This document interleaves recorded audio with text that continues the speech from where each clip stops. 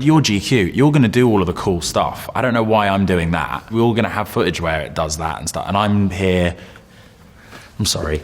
Hi GQ, I'm Will Poulter. This is my life in sneakers.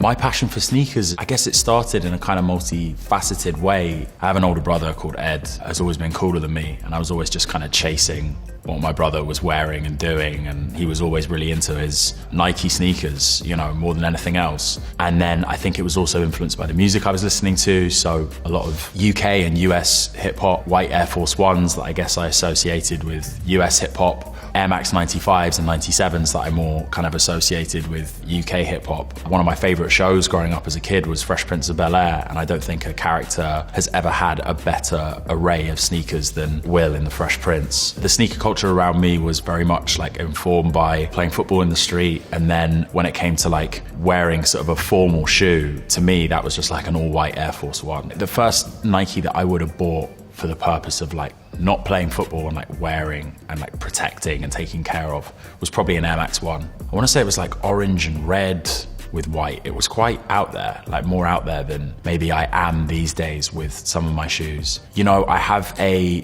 Jordan 1 called Jordan 1 Chicago's. I bought them in Chicago with my friend Julian Sergi. They're a shoe that I associate with all the times that we've spent eating food together and going sneaker shopping. And every time I wear them, I think of him. I tried for the longest time to find a Jordan 6 infrared.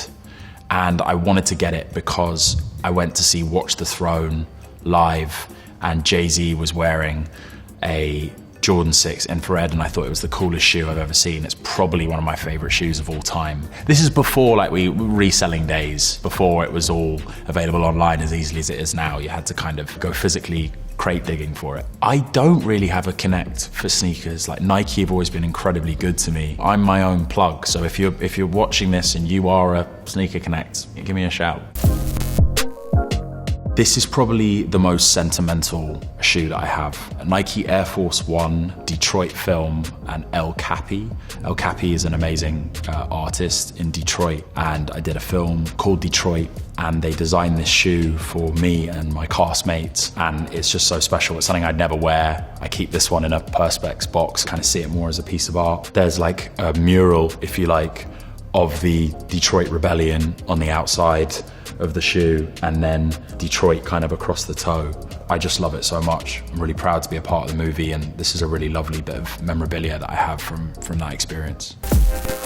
These are the Nike Air Max 1 OG Anniversary Edition. These shoes right here are going in the classics category. These are a little bit worn. These have had some wear. Oh, there's a scuff right there. It's doing my head in. I wore these to Tiny Temper's What We Wear show in London. I believe it was their first showing, and Nike actually gave me these shoes to celebrate Air Max Day. I find Air Max 1s just like really wearable, can kind of dress them up, dress them down. I'll often wear these with a jean, like a blue jean, but then really any kind of like blue trouser or pant, depending on what side of the Atlantic you're on. I've started saying pants, and my London mates get onto me for that. I mean, don't wear your underwear in these necessarily. Well, or do, I don't know, whatever you want to do. I don't do that personally, but yeah, a jean or a blue trouser is how I tend to wear these. I love these shoes.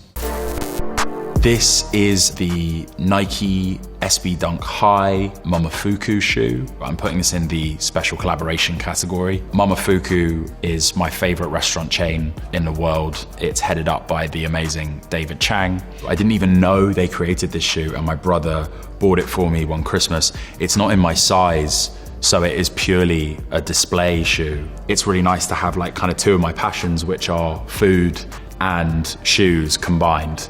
And they're made out of cake, so you can eat them. No, you can't eat them. Never been worn, so they're lickable. Talented designer category. These have some real sentimental value to me. I wore these red Louis Vuitton sneakers to the Kim Jones Louis Vuitton Supreme show in Paris.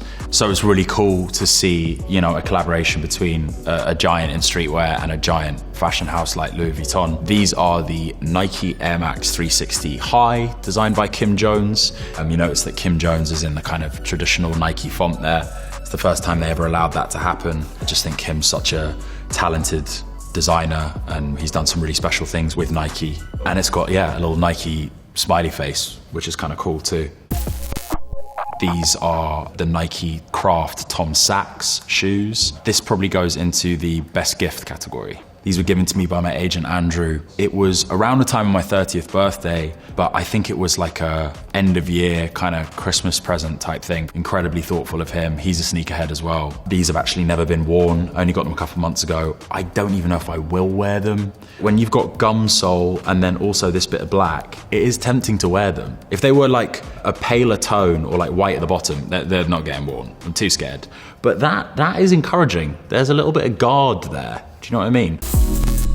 I think these shoes go in the legendary category. I don't know what they're worth. They're around $2,600. Are they really? Will you sell them though? No, I'm not selling them for love nor money. They're from the 10 collection designed by Virgil Abloh between Off-White and Nike, the classic Air Force One, but deconstructed in the way that, you know, is so kind of iconic with Virgil. They are in a case, safe and sound. I did wear them once or maybe twice. I don't anymore and won't, I don't think. I think the Air Force One is probably my favorite silhouette for a Nike shoe. Everything about its structure and its layout is kind of perfect, and it's just like the ultimate sneaker, really. I love these shoes so much. If there's one shoe that I really do want, it's the Jordan 4 Sail that Virgil Abloh designed, and he actually made a number of pairs available at auction to raise money for the Black Curriculum, which is an amazing organization, an organization that Virgil was an ambassador of. I want you to graph your top 5 that you have here now. Okay. Detroit, Martial, this one's Virgil. I'll do the Kims. Now you need to take away 2. What? 2 have got to go. That's going just for now. Oh, I feel awful.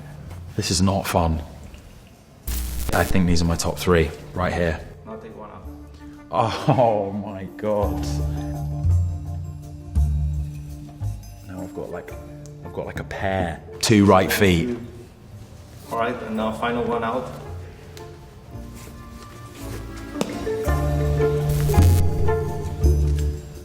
This one right here, my number 1. What is next for me on my shoe journey? Add to my collection of ones a little bit, because I love Jordan 1s.